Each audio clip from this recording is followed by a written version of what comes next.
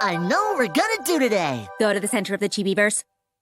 Oh, usually no one answers me. Disney's Chibiverse is shaking things up for its third season. The first two seasons were very reminiscent of House of Mouse, where they repackaged a bunch of old shorts with snippets of newly animated sequences in between each of them. To me, it was kinda whatever, and not the thing people really wanted out of a massive crossover series. But the series has reinvented itself from the ground up, now comprised of 3 7-minute news segments that lean more into what fans want with all these Disney TV characters by having them all interact with each other in ways that are true to their personality. Also, fans are still being fed nearly 2 years after the Owl House concluded, getting an entire segment dedicated to the two trying to find the perfect gift for their anniversary. Or, Chibiversary. Also, corporate has nothing to do with the series. This isn't remorse for canceling the Owl House. The Chibiverse crew just like the characters. This weekend's newest episode features a segment called Journey to the Center of the Chibiverse, where star Phineas, Remy, and Vasquez accidentally cause a massive earthquake that sends Remy down to the Underverse, a place where the forgotten characters of Disney TVA reside, surviving off dirt and, I don't know, the occasional piece of fan art or a cap cut edit. A lot of shows these characters are from aren't even on Disney Plus. With so many familiar and not so familiar faces popping up, I thought it'd be fun to run through them all. Join me as I uncover every character in the Chibi Underverse, touching on the legacy of every show they come from. And if you enjoyed this video, please sort of like and subscribe to the roundtable so you can stay in the loop with all things animation. Kicking things off, we have one of the few Underverse characters with a speaking role in this episode, Maggie Pesky from The Buzz on Maggie, with her voice actress, Jessica DeSico, reprising the role of the rock star Fly 20 years later. For those who don't remember, The Buzz on Maggie was a slapstick comedy centered around the titular bug who lives in the town of Sticky Feet. While Maggie's aspirations to become a famous musician was a huge part of the show's identity, not every episode was centered around that. Most of the time, it was just Maggie and her friends getting into shenanigans and learning a valuable lesson by the end of the episode. Nothing revolutionary, but I remember having a lot of fun with it growing up, and it was really nice to see her again. Next up, we have Billy Dilly from Billy Dilly's Super Duper Subterranean Summer, a short-lived series that aired on Disney XD in 2017. Billy's not only a fitting inclusion because of the show's status as an extremely obscure Disney property, but also because the premise of the show is Billy and his friends getting trapped in Subterranea, a world found in the center of the earth. Including him in this episode was definitely a no-brainer. I'm not gonna lie, this show never appealed to me, and unfortunately, Chibiverse hasn't compelled me to give it a try. But for the 3 Billy Dilly fans out there, I'm glad you got to see him again. After Billy Dilly, we have Fat Cat from Chip and Dale Rescue Rangers. In this 1989 series, Chip and Dale work as detectives alongside their friends, handling crimes that are too small for the human police to handle, figuratively and literally. Fat Cat is the main antagonist, the pet of a human crime boss who's incarcerated in the series premiere. Opposing Chip and Dale, Fat Cat commits various crimes and schemes in the animal world. Rescue Rangers was a bit before my time. I have faint memories watching it as a kid, but I imagine this cameo is a treat for the parents watching with their children. Next, we have Vincent from Recess, a series that I definitely wouldn't say is forgotten, at least by viewers. Plenty of people still show the series plenty of love.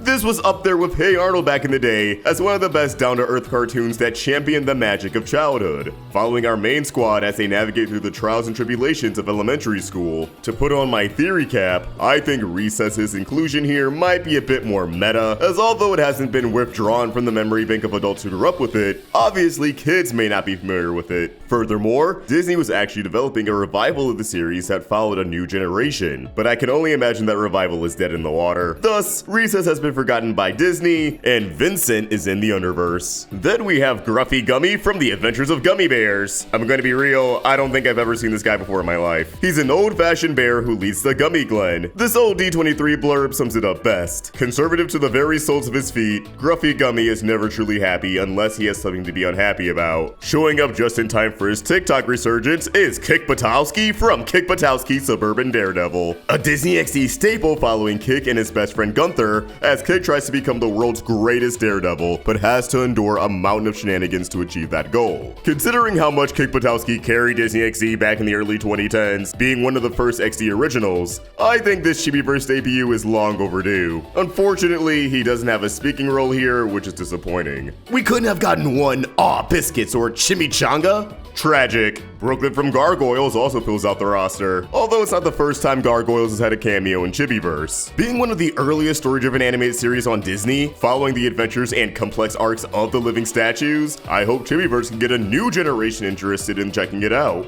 Maybe get a new animated series going instead of the live action one that's been announced, because we've had enough of those. What we do here is go back.